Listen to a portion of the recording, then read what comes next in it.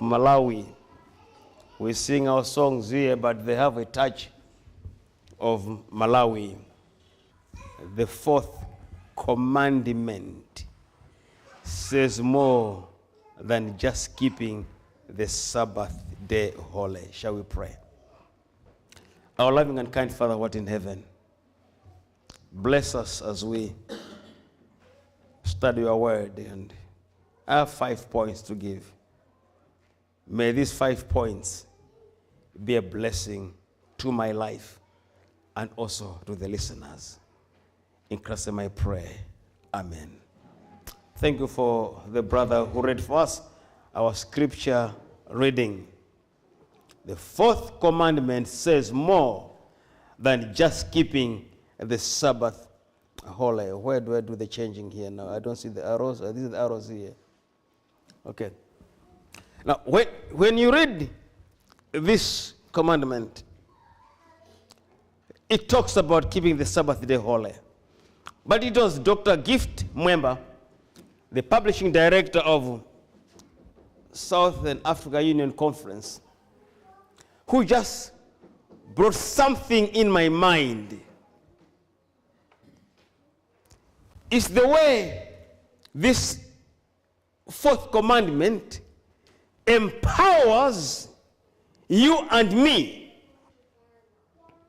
The Sabbath, yes, is talked about there. Keep it holy. But then it begins to express a number of things one by one. When you look at this fourth commandment, you find that God is empowering you and me to be employers. This one who keeps the Sabbath day holy, this person has got workers who work for him, for her. This person has got animals. They are using the way economy was described in the days of Jesus, in the Old Testament. When they described somebody's riches, they were explained in animals. Abraham had so much cattle, so much animals. Job, everything was measured in terms of the amount of animals they had. God expects you, those of you who keep the Sabbath, God expects you to be employers. Yes, you have got people working under you. You are not just keeping the Sabbath day holy, but you have got cattle which you are controlling, not 1 or 2 or 3 donkeys, 4 or 5. You have got animals. Some Bible says, translations, animals. Then you begin to ask yourself a question then, Bozi, this promise is there. That expectation is there in the fourth commandment. It is there. You don't just keep the day holy. This day was blessed by God. When God blesses something and you're participating in the blessings of God, then we are not supposed to be in the situation we are in. Something is not just right. You cannot go in the day which God blessed. He blessed it, and then you come out of that day being the same. Sabbath after Sabbath, after Sabbath, after Sabbath, basking in God's blessings and getting out the same all the time. Something is not right. Expectations in that verse were expected to have workers working for us, to have animals. In today's economy, I don't know how that will be described. And I've come to that probably there are 5 points I've raised, which is making us not experiencing what God expects us to experience by just observing the Sabbath day?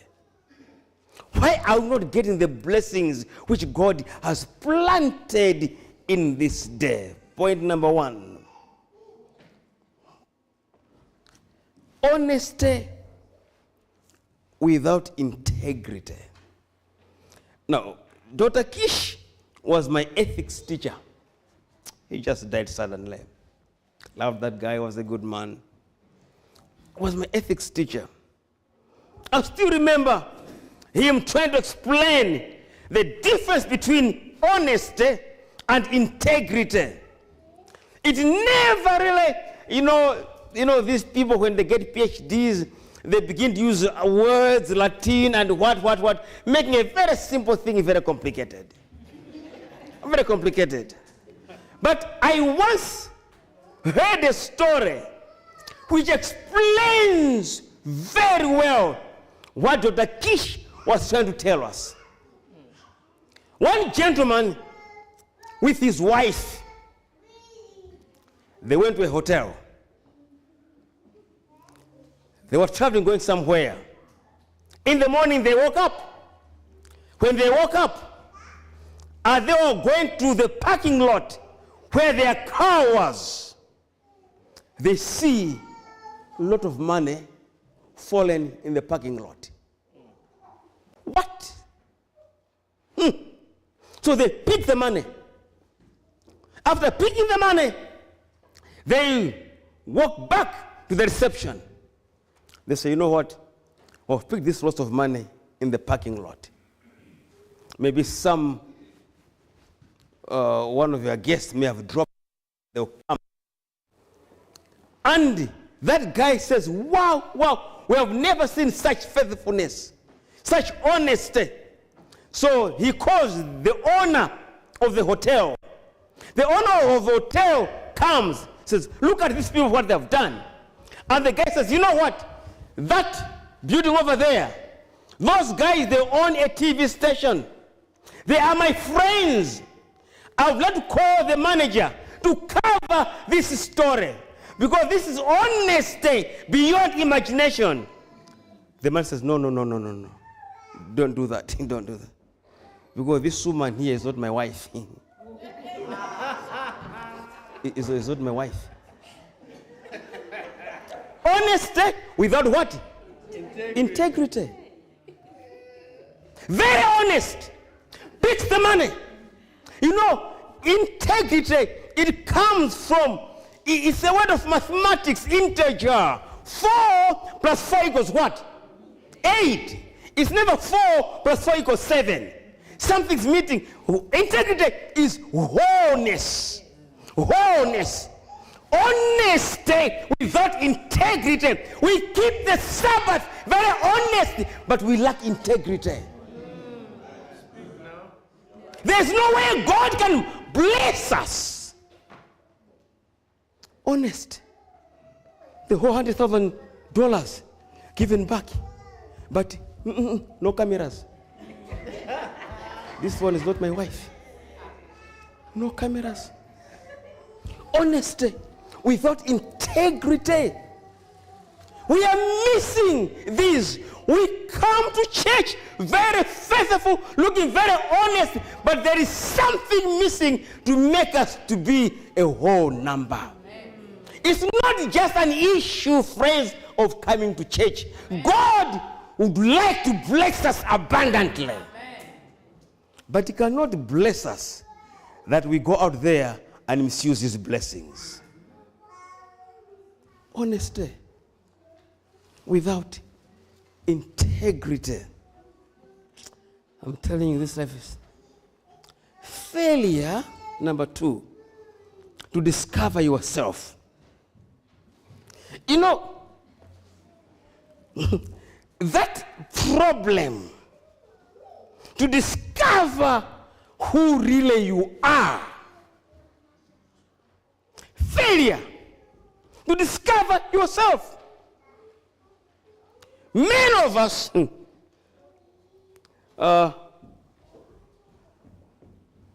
Bambo Khaula. Pastor Winma is going to tell you that years ago, there was a guy here by the name of Alex Makikoti from Michigan State University. He was doing communication. And this guy, man, he was the only guy in those days. He was from Tanzania with cameras, mass media. And I was in the seminary here. So I said, guys, I think he remembers. I said, guys, I think I'm stopping this this seminary, man. Look at Alex, man. I like the way he walks with his cameras. I mean, in those days, I was doing like, and I'm saying to myself, no, man. I think I'm going for mass media. And the whole talk changed from that time onwards. Mass media. Seminary gone. Mass media. Later on, I said to myself, that's Alex Makikoti. He has found himself. Water finds its level. For me, I'm trying to be like Alex Makikoti. When I left Malawi, I did my first degree theology. I was coming here for my MDiv. Now I'm coming here, I'm seeing Makikoti. After Makikoti, I'll see something else altogether. Before you know it, you have changed 3 majors and achieving nothing. Failure to discover yourself. Many of us we're aging and aging. We don't really know exactly what we are going to do in life. My friend, you are 82, you don't know what you're going to do in life? When are you going to know what you're going to do in life? When are you going to discover yourself? Friends, if you cannot discover yourself, you will not make it in this world. It's not the issue of money. People have got money, but they've never discovered themselves. They're always in trouble. People who don't discover themselves, they live like this. I see these things on social media. These days, you get so many things from there. It says, I am in competition with no one. I run my own race. I have no desire of playing a game of being better than anyone in any way, shape or form. I just aim to improve, to be better than I was before. That's me, and I'm free. When you discover yourself, you are comfortable. They may be driving a BMW. It's them. It's them. For you, you are happy with your Honda Corolla, whatever. Very happy. You have discovered yourself, and you are in no competition with anybody. No. You go in their houses, they've got these leather chairs. It's them. They have discovered themselves, and you have discovered yourself. You are comfortable where you are. We are not able to be what God wants us to be in the 4th commandment because the people are busy experimenting who they are, until eventually, finished. At 2 years old, nothing achieved. Nothing achieved. Failure to discover yourself, friends. It's important in life to discover who you are. Know yourself. You know, I like these guys in the Olympic Games, these athletes. I like them because many times they're competing against their own high standards. Yes, they learn from others. Very important. We all learn from others. That's very, very important. But I look at these athletes. 4 years ago, they set a world record. And then he comes next time to come and break his own world record he had set 4 years ago, competing against his own high standards. That competition is healthy. When you raise your own standards and you compete against them And you achieved them. And he said, now, next time I'm breaking this record. I set my own standards. But if you said, for me, that's why I could not go in the army. I would not go in the army. Because God designed me not to be in the army. God designed me to be a children's Mrs. Director. So even the Hyatt was put that way, pegged child. Pegged that way. You know my story? I went to the army. They did what? They kicked me back. They said the rifle was taller than me. So they said, you cannot run chasing enemies. So they kicked me out. I said, thanks so much. I said, God, to God be the glory. God is saying, Saustin, discover yourself. Know why I made the way I made you. And I thank God for discovering myself. Because now I am around.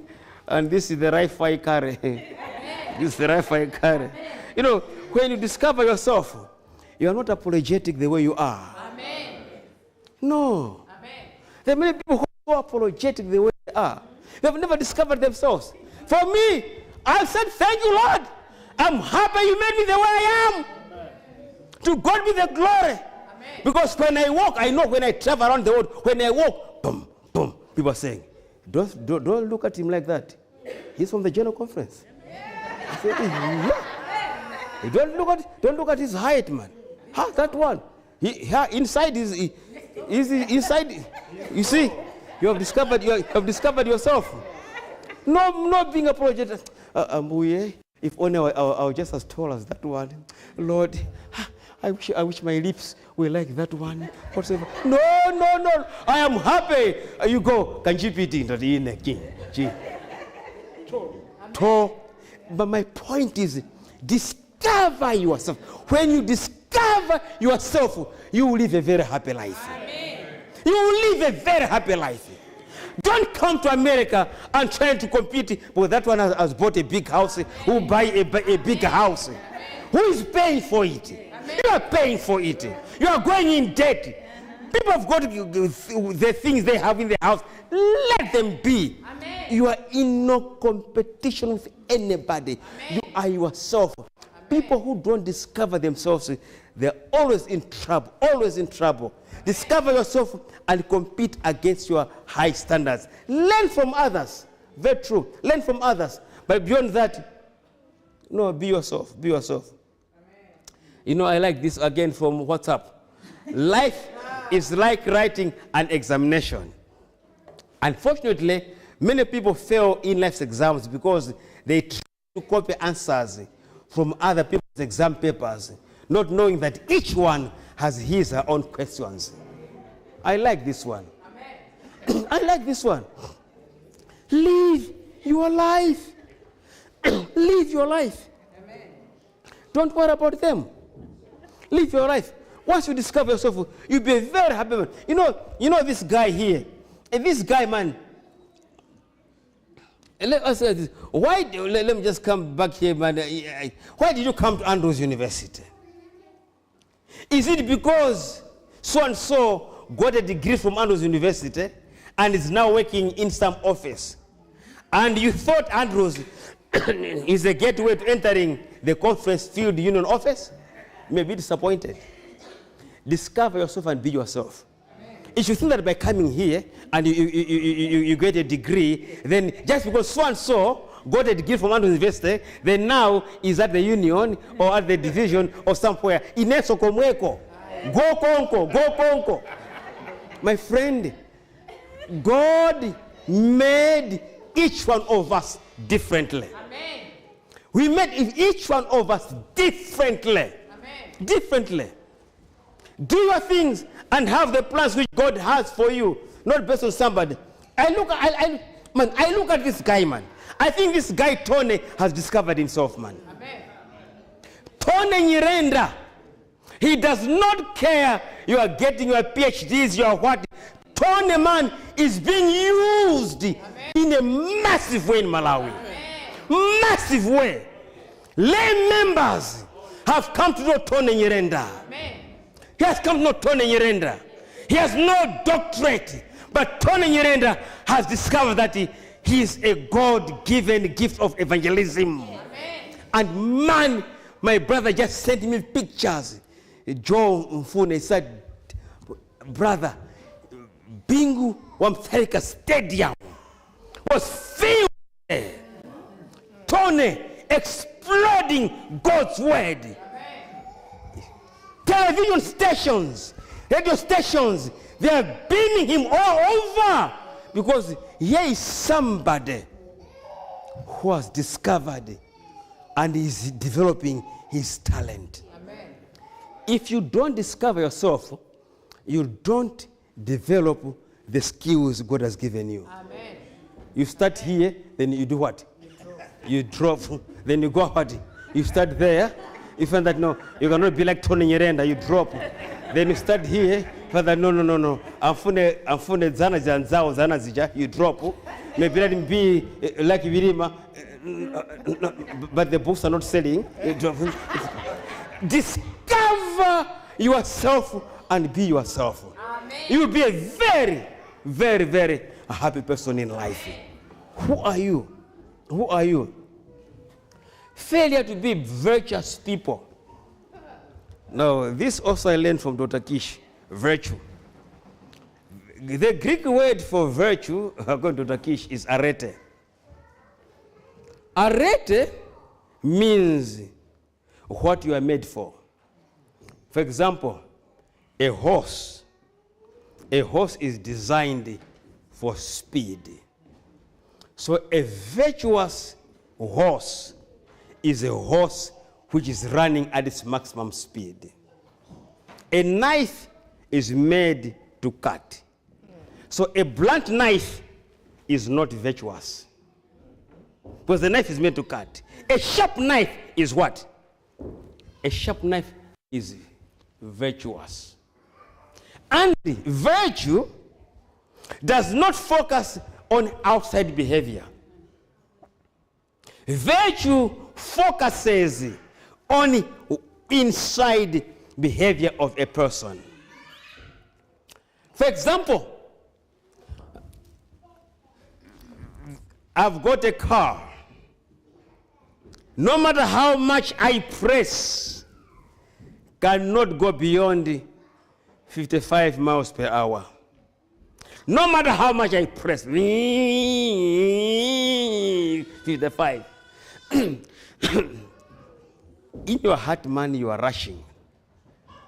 So you press 55. You press 55. So when you drive, all other cars are passing you. In your heart, you are angry. Passing you, that you also take this old car, man. You will not get a ticket from the policewoman, because you are a what? You are a good driver. You will not get a ticket from the policewoman, but you are not a virtuous driver. Because if your car would have gone faster than 55, you are going to go faster. You are only being helped by this old car. You cannot go faster than that. You may be good, but you may be virtuous, because you're not virtuous, because inside you are going to do something different.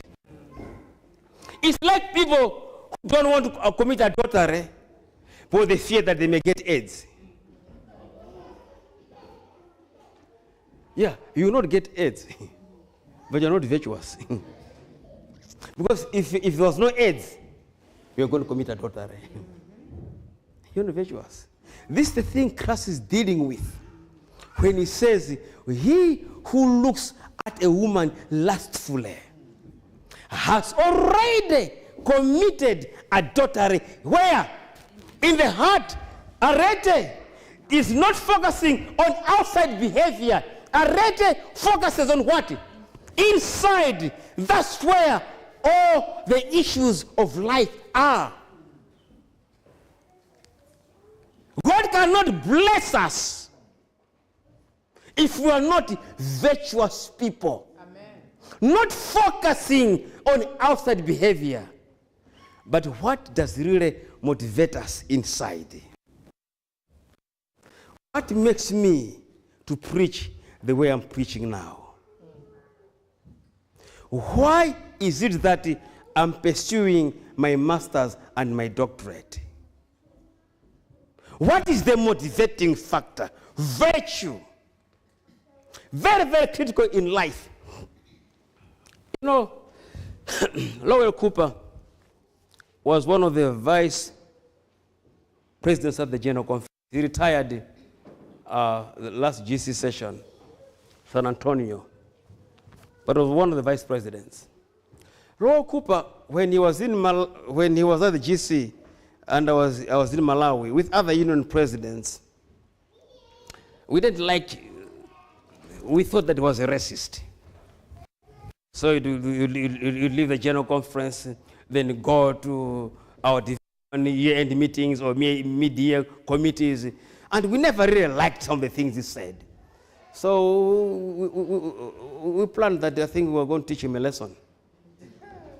And you know, in the church, you can do some things to other people to hurt them. So I really felt that we did hurt Cooper one or the other. Well, 2011, I moved to the General Conference. And the first man I meet is Cooper and his wife. I know it's being recorded. It's going to be aired. I meet Cooper and his wife. After meeting him, Cooper smiles and he comes and he hugs me and he does introduce me to his wife. Oh, this man in committees, man, he makes you laugh, man. He's a very energetic guy, but tells, fine. The following day, I meet the wife, says, you know, we're talking with my husband. You guys, you have just come. I don't think you have got all the furniture you need. So please, we have got a bed which we've never used. So they bring this big, huge bed, big mattress, dressing table, and all kinds of things. Now, something begins to bother me. This is the gentleman whom 2 years or so ago, I teamed up. I told you he told you that. Teamed up with my friends to really punch some holes in this man. And he's the first guy at the GC who is going out of his way to help me to make my life comfortable. Amen. After being there for 6 months, I went to Pastor Cooper's office. I said, Pastor Cooper, I cannot handle this anymore. I've been a hypocrite. Because 2 years ago, we did this and this and this and this and this against you. And the way you know nothing yourself. You know nothing. But when I've seen you the way you act, I cannot hold it any longer. I don't think that I'm being a genuine Christian. Amen. I want you to forgive me. Amen. Pastor Cooper looked at me. He said, Saustin, if only Adventists were just the way you have done things, this church would be different. Amen. This church would be different. I could not hold it. It was there. Friends, we are not getting blessings. It's not what happens outside. It's our inside. Arete, virtuousness. What kind of people? God wants to bless us. But we are lacking virtuousness. Amen. Virtuousness in our Christian lives. God created us to be social beings. God is a social being. Make things right with your neighbors.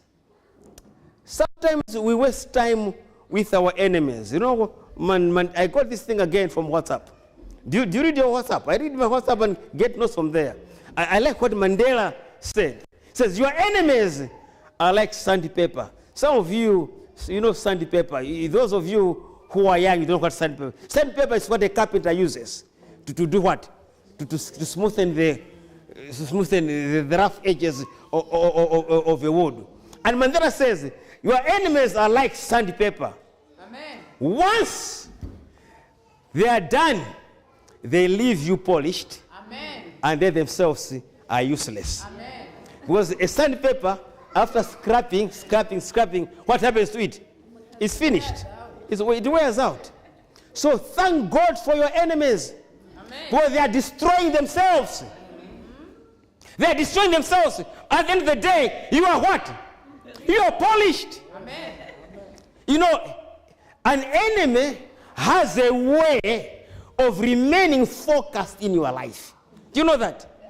If you hate somebody, every day you'll be thinking about him. For example, I don't like Odala. You know what happens? Every time you just see an O on a paper, you're seeing Odala. It's just an O on paper. You just see somebody wearing glasses, you're seeing what? Odala.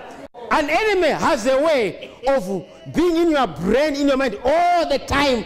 All the time. We'll be like, Mess Odala. Everywhere. You know, friends, don't waste your time by harboring enmity. Amen. You become a slave. Amen. An enemy has a way of being a giant in your mind. Amen. Has a way of being a giant in your mind. Live yourself. Be free. Be happy. Let them be. Amen. Live your life. Off you go. Full stop. Yeah. And somebody says that the idea of having an enemy, it puts you and your enemy at the same level. Never think of revenging in life. But it puts you at the same level. Forget and live your life, man. Amen. And be free. Make things right. If people are going to hold grudges against you, just say, I'm sorry, Amen. But I have nothing against you. And live your life. Amen. Live your life. Sometimes we spend useless time, committee, 3 people, they're discussing, you know, I hear that you said this about me, that tomorrow what day? Forget about, rise above the nonsense of life. Amen. Rise above the nonsense of life, man. Live your life and do what? Go ahead. Go ahead. I like Joseph. Joseph, dude, there's nowhere in the Bible where it says that Joseph began to defend himself. Again, you know what? Mrs. Potiphar, that's a lie. I never got her. That's a lie. You never hear.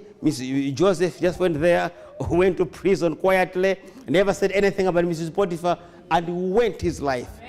You know, forget about life. Be focused. Be focused. I told you the other day about David and his elder brother. When the elder brother was trying to discourage him from fighting Goliath, the boy just ignored him and went ahead. Leave them and go your life. And go your life, man. That is something. That is something. You know, I was told this by some pastor's wife. I don't know what's wrong with us. That's why the Lord is not really blessing us in life. There was a great young preacher. He had just come from the seminary. Powerful preacher. After 1 year of being in his church, people began leaving their churches to come to this church. So his church was getting full and full. And it exploded that, you know, the conference president began to fear for his position. You know, there's a way in life where people begin to fear things which really they should not be afraid of. This boy has just come from the seminary. You have worked for years. You begin to think that this boy will come and take your position. So you began to fear for his job. But the boy, man, just kept on hammering. He was single and married. So they make some plan how to destroy the boy. In the city, there was a prostitute. So, and she was pregnant. You know, people know there are prostitutes if you live in Blantyre, Ililongwe. You know that if I go to this place, there are these prostitutes. People know these prostitutes. So she became pregnant. Because she was pregnant, they went to her. They said, you know what? When you deliver your baby, we want you to help us. We want you one day to go to that church on that address. One day, when you go there, there's a preacher by the name of So. When he's preaching, just walk in there and give the baby to this young pastor and say, here's your baby. I'm tired of your hypocrisy. They gave her money. And these are pastors of the SDA church, ordained pastors. The only crime this young man has done is that he's very effective in his work. Very powerful preacher. And that's what this girl did. One Sabbath morning, the church is packed with people. She just comes with a baby. And she just walks in front, goes in front, and then just leaves the child, right? Pastor, here's your baby. I'm gone. And she's gone. It was a big talk, confusion. What's going on? Well, the pastor has done this. Who has done this? Oh, so many things. In those days, maybe these days, you would have gone for DNA. But in those days, those things were not there. But by the time you go for DNA, your name has been messed up, even these days. Your name has been messed up. That can be very difficult to correct, even with DNA these days. So do you think that girl just went to him for nothing? So your name is messed up completely. Messed up completely. So that guy committed sat and was fired from work. He got that boy, adopted him, and it became very difficult for him to find a wife. But eventually, he got a wife. He got married. That child grew. The child was about 17 years old, according to the story. So years have passed. One of the administrators who was involved in destroying this boy had died. But the other one was fairly advanced in age. One day, the church, they've gone to the hospital, Sabbath afternoon. They are visiting. You know what our church does back home. You are visiting people in the hospital, singing, and all those kind of things. So as they were there doing the things, they came in one ward. There's a very sick lady. Very sick in her 50s, very, very sick. And when this lady hears these people singing and they came to her, he says, please, are you Adventist? He says, yes, we're Adventist. He says, please, years ago, I did something. And I know that I'm about to die now. And I'm even missing my son. But I was told by Pastor so-and-so to come and go and give my child to a pastor in some church, which I did. And I hear that pastor was dismissed from work years ago. But that story wasn't true. Wasn't true. And some people began remembering the story. That yes, it was me. That thing was planned by so and so and so and so and so and so. And they called the pastors at some point in time, and that's very, very true. Somebody's name has been destroyed just because he was a good worker. Yes. Destroyed his name. Destroyed his name. Now, these things are very common in the church. They happen. I'm not just making them. You know them. You have heard them. They happen in the church. People sit and try to make things right. How can God bless us? We can come to church in and out every Sabbath, amen, but we'll never get the blessings God has for us, amen, in that Sabbath. Amen. We need to make things right. As a church, as individuals. When I read of things happening back home or happening here or happening there, I said to myself, Lord, we need to be virtuous people. Amen.